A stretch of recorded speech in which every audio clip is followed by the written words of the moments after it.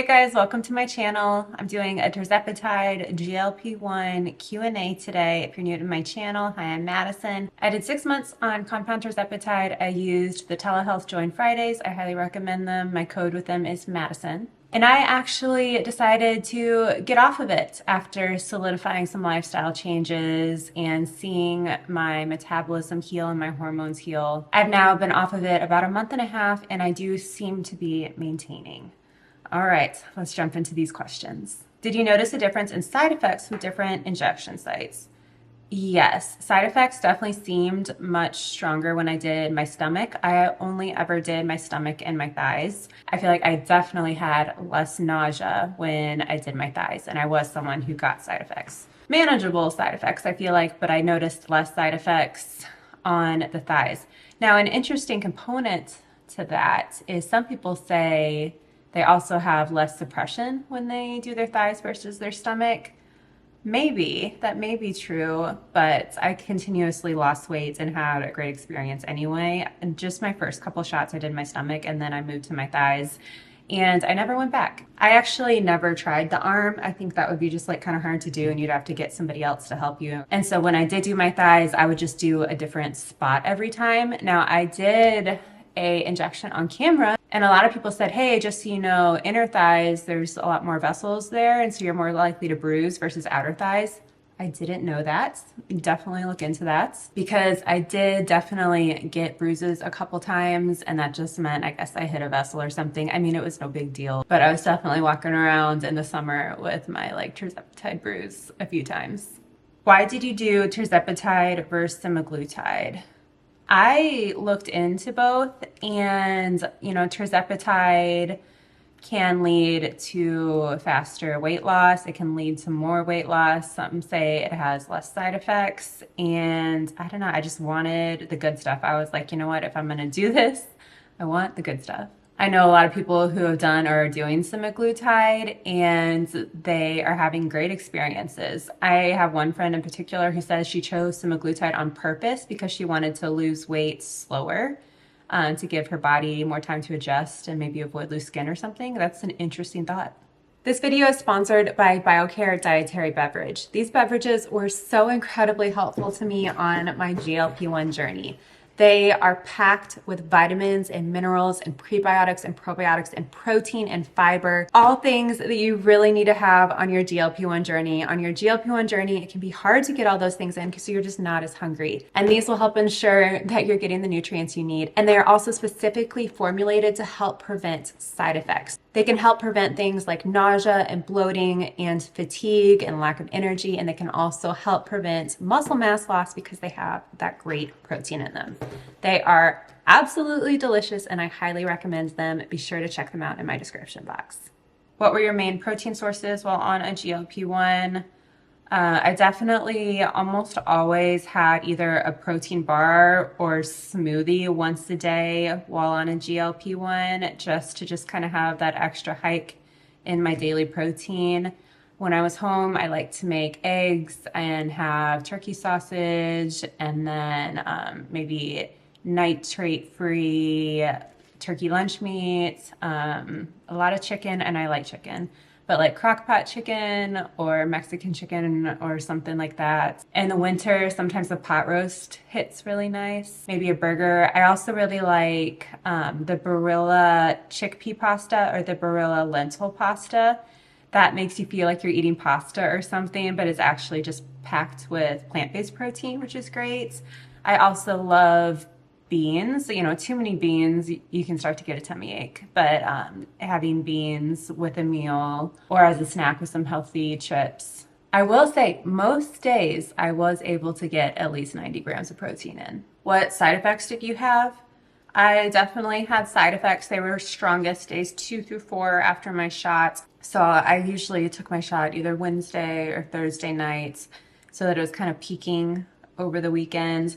And I would have nausea, just kind of like feeling a little car sick throughout the day. It wasn't as bad as like my pregnancy. When I was pregnant with both my babies, I had like extreme morning sickness all 9 months, would vomit and that was just pure misery. It was like I could like live through it, you know? But it still definitely felt like it interfered with life a little bit. Fatigue, I had more fatigue with it. That could have been from just eating less. It could have been low in electrolytes. It could have been low in blood sugar. I tried to fix my diet to kind of help that, but I definitely had more fatigue on this. There were certain days where I was just like, oh man, I am dragging. And then also like standing up, sometimes I felt a little extra lightheaded, which can be common on these medicines. I also did have occasional GI upset, something just like maybe something I ate just didn't hit right. We know it makes food digest slower, so it just some sort of GI issue that happened occasionally that wasn't that common with me. I think my biggest tips for combating these side effects were making sure you're meeting your calorie minimums and your protein goals. Having an electrolyte drink a day really helped. Supplementing with a multivitamin, maybe magnesium too. Trying to focus also on getting enough water and fiber to keep the digestive tract moving. And then also just getting a little extra rest if you can. If you can, take a nap, take a nap. Don't people just gain it all back if they get off? Not necessarily. I believe the study that is quoted the most actually has around a third of people keeping most of it off. So a third isn't a tiny percentage necessarily. So I don't know. I think if you're like me and you don't have chronic obesity and you don't have diabetes, I had two babies and then my hormones were like crazy out of whack, and I felt like I was doing the right things to try to get to a healthier weight and it just wasn't working. And I also have like underlying heart disease, so I decided to try medical weight loss. And I did, and my body got like so much healthier, and I just wanted to see what it was like to get off of it. And I also like weaned all the way down, so I was on like a half of the starting dose every 2 weeks, and I seem to be maintaining. So I personally was like, hey, maybe I can try to get off and see how this goes. And I've been off of it, a month and a half, and I have been maintaining. I haven't lost or gained any weight, and I've been continuing my lifestyle changes. Now, not everyone's body will allow them to do that. These are anti-inflammatory medicines. These control your blood sugar. These control your appetite. So depending on what caused the initial weight, you may need to be on it long term. But maybe there's also some of us that can really benefit from this as a more short-term therapy and can do okay off of it. I think if you get on a GLP-1 and you just don't eat and don't exercise, you'll probably still lose a bunch of weight. But then if you ever try to get off of it, you will have just obliterated your metabolism, and you're going to gain a ton of weight back, maybe even more, because you just absolutely killed your metabolism. So if while you're on a GLP-1, you're on the minimum dose that is effective for you, and you are eating high protein and you are eating healthy, and you are working out, that includes strength training, and you're using it as a tool to solidify all these lifestyle changes that you know you can continue off the meds, then maybe you have a shot. So I think it's just so individual, and I think we'll probably have more research down the line. Are you worried compound tirzepatide will go away with Eli Lilly cracking down? So Eli Lilly is the creator of Mounjaro and Zepbound, and they have been sending cease and desist letters out trying to get people to stop prescribing compound tirzepatide. Now, compound tirzepatide is able to be completely legally made because there is a national shortage, and it's able to be made at compound pharmacies, which are regulated by the state, and the medicines there are made by licensed pharmacists. So it's understandable why Eli Lilly is not thrilled about compound medications being made, but I don't think they're going away because they're able to be legally made. And it doesn't seem like the shortage is necessarily getting better. And I believe the compound pharmacies can keep pumping out compound tirzepatide if they just like mix it with vitamins or something, even if there is no shortage. So no, I don't think compound tirzepatide is going anywhere. And thank goodness, because if your insurance doesn't cover it, I think even with the manufacturer coupon, it's over $600. And then if you don't use the manufacturer coupon, it's well over $1,000. So that's such a bummer. These medicines are so helpful to so many, and I'm glad that the compounds are here. Do you think this could help me lose the baby weight? I mean, it did me. So after I was done breastfeeding my second baby, I was clinically overweight and stuck there. And I was looking in the mirror and I just didn't recognize myself. And my body just felt so sluggish and like different, and none of my clothes fits. And it really was too, like there was a vanity aspect of it. I prefer myself smaller.